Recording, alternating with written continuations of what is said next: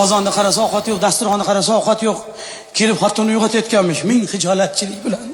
O'zini xotini bo'lmasa. 150 kilo xotin, ismi Nozigul. Kelib uyg'otib, xotin.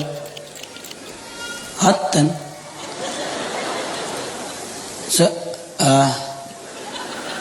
Yotgan joyda gaplashayotgan. Keldingizmi? Qornim och. Ovqat qilmadingmi? Ovqat qildik, yeb qo'ydik. Qornim och.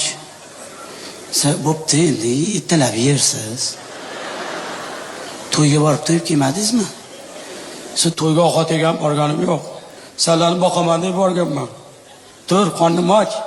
Yoting, ertalab yeysiz. Yot. Qo'ying endi, kecha soat 1da oshqozoningiz og'riydi. Sizga mumkin emas.